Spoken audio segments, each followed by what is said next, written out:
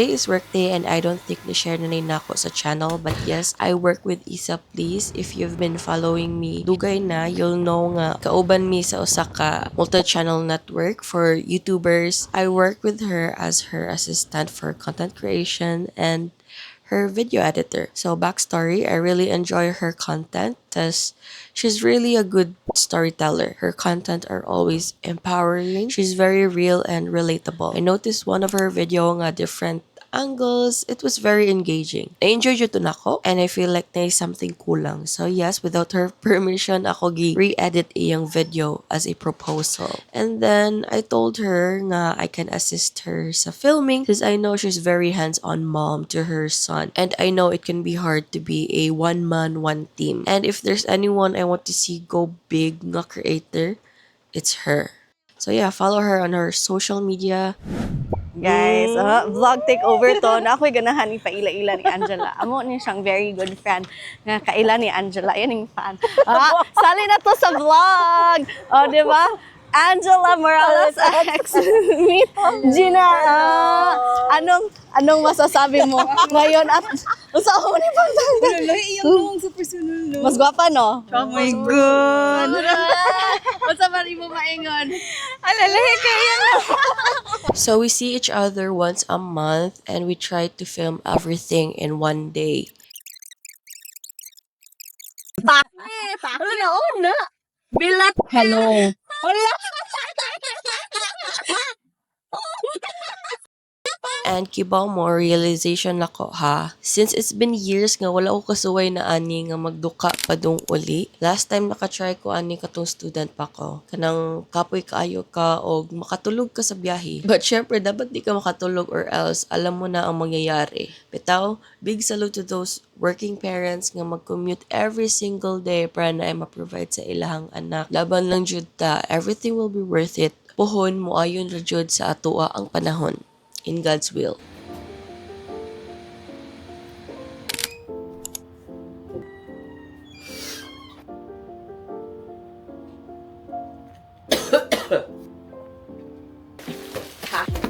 Guys, daghang kay ko og tissue karon. So kanin siya kay 8 ka buok plus 4.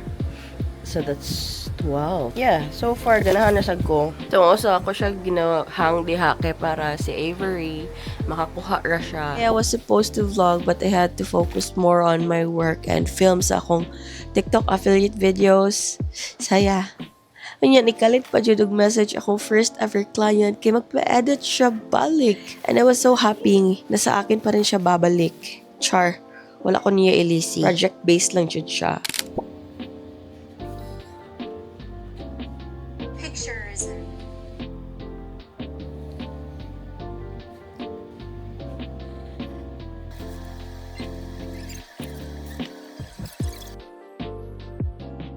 Good morning, everyone. Today is April 5. Hala! Sobrang bobo. Oh no! Late. Oh, sorry. It's nothing. Late na pala ako. Late ko na-realize na kahapon pala yung 4-4. My gosh. It's a Sunday. It's currently 9:55 a.m. And before ko nag-vlog, nag-consa ko. Nag-film sa ako mga TikTok affiliate videos. And in fairness, siguro upat ko ka-video, 5 or 6. I don't know. So today, I'll try not to work. Ay work naman na ang kuon. Ang gusto na ko metabo ron is manglakaw mi ni Avery. Wala kayo ko naka-vlog or like talking kasi gikapoy ko and naigo ko sa ubo sipon. I don't know if you can hear that, if you can hear the difference sa aking bosses. I also have a comment here na TikTok affiliate tutorial. I will do a separate video for that because need pa na ko i-gather akong thoughts. You know, para effective siya nga video and dili lang siya ingon like, do this, do that, you know. This is for our brunch. Munggos, minudo, pinakupsan.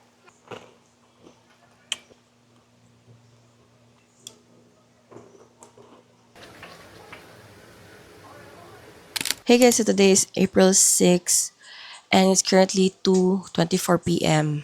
And padong mi SM ron. It's a Sunday. I decided to go out kay Mabuang ko.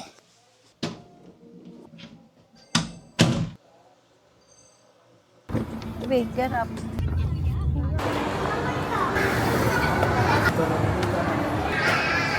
He wants to go to Dino Dig. Oh, look, closed! They're closed! How about the other one? Closed, man. They're fixing something. There's other one, oh. We're gonna try the other side. Yay! Super fast. Lah, bukal. Super hot. Hot. Other side. Are you hungry? No. Muntik ng mag-tantrums. I think there's no kids, baby. Because it's too hot. There's no kids. I thought you don't like kids. Pero guys, grabe ako ang guilt lately. Because I know happy ko sa results o sa mga nangyayari. But sa other side, medyo sad ko for Avery. I feel like I failed as a parent. Ano lang guys, nakahilak na ko, charis. I feel so guilty because, I don't know, ang ihang screen time good is crazy. And more akong mabuang thinking what other ways I can do para mas mabalance na ko og tarong ako ang multiple job o ako ang inahan sa akong anak. And of course, I have to take all this opportunity because nagdako man ko nga walay privilege. Walay yuta nga pwede pag-awayan. Charis. So I have to work it on my own good. And I hope one day nga ma-appreciate o ma-realize ni Avery nga I'm doing this for him. For us.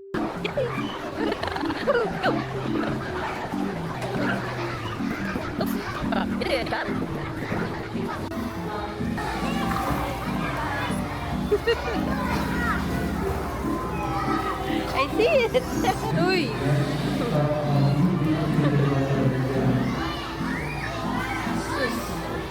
Baby!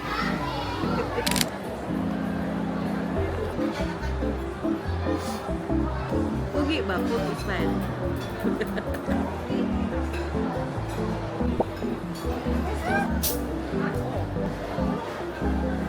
Yummy?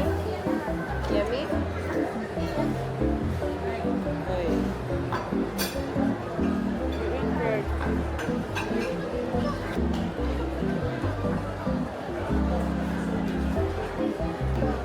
Liit sabi.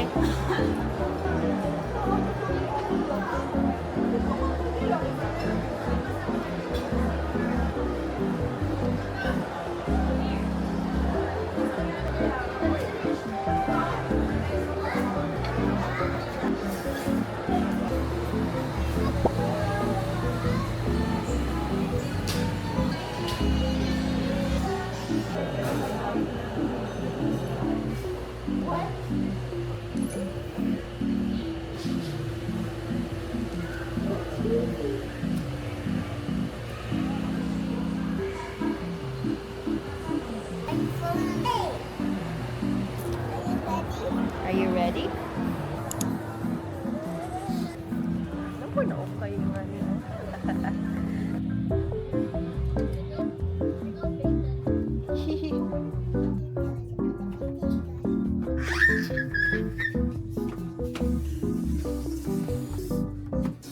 Dog, Mama is trying to find the kids. Okay.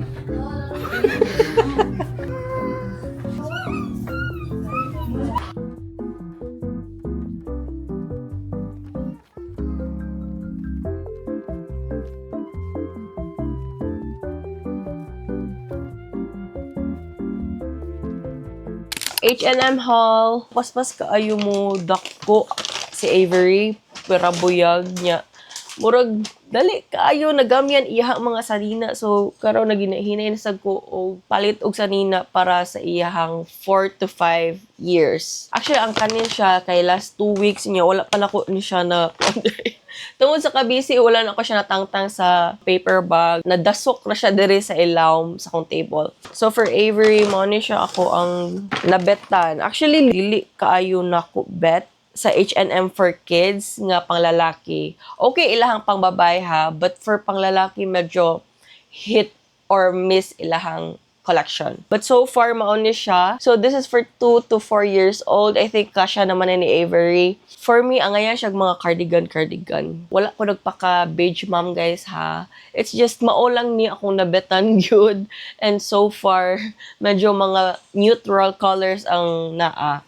And then, baggy pants. Actually, not straight pants, 'di ba? Acid wash niya. Dili siya ingon like super skinny jeans. Kani siya kay medyo like street style vibe. And dili siya impulsive nga purchase kay dugay na ko nagsigig pangita og gray nga sweater. Hindi ko din alam kung bakit ang hilig kong mag-cardigan or like sweater. I feel like masuot na ko siya anytime, anywhere. So, pwede dress up, pwede dress down. So, I really love this. And I think worth it naman siya. Char! Medyo kuan lang. Medyo, pangbugnaw iyahang tela. And then, nagpalit ko og shorts nga pink.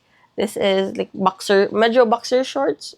I don't know if boxer shorts yun tawag. And I like it. Kay pwede na ko siya, like, pwede siya mapagawas sa mga casual days pero I feel like more on panggawas din na siya na ako nga casual. Casual lang, cardigan and then pink nga shorts. Sa recent na mga visits sa H&M, wala ko nabetan for Avery because puro sale niya. Medyo, di na ko bet ang mga style. And kani, dili po niya siya impulsive nga purchase kay dugay na ko naguna-huna nga mo palit og denim shorts. Nga kanang denim, not like soft denim. Kani siya kay, look at that. Ang ganahan ako, kay medyo matago niya ang bloated tummy. So, maana niya ako ang tummy gamay. Kani siyang ihang fold style na gina siya. I really like sa ihang pagka denim blue. Oh my gosh, this is like the OG, no nga. Clothing haul. I wanted the tomato graphic shirt on top because, it's cute. But then I realized nga, wala ko'y plain white shirt. So, nangita na lang ko og plain white shirt. This is large. So, ano siya. And then, I saw this, like, this is better than the tomato graphic shirt. Actually, mauni siya ang back. And then, mauni iyahang front. It's so nice as a pink girly. And, oh my gosh, karon kay into flower ko. So, ayan. Actually, na ako'y pink nga skirt. So, I'm really excited to style this and mag-OTD. Charot to, OTD. Nihapit sa daig ko sa Watson kay wala ko'y sabon sa now. Because natagak sa floor. So, mana na siya akong sabon pang naong gyud. And if you're following me sa TikTok na ako, kibaw mo nga heavy breakout ko. As in, look at this. Ang nabili na lang kay mga marks, kana siya. But, before, heavy gyud ako ang bugas. So, nakakuha ko, sige, dili na lang ko mag-active ingredients. Ako na lang ipapahawayon. So, wala ko'y other skincare products, kundi kani, and then sunscreen. Medyo depressing to nga days. Karon, I feel good.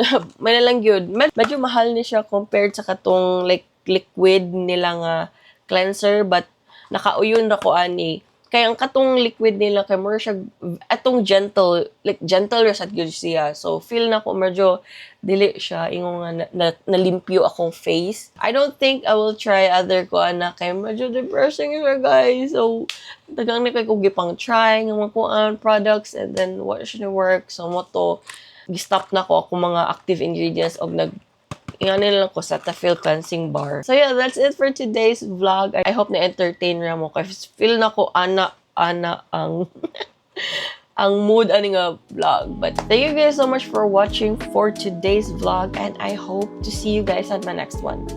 Bye!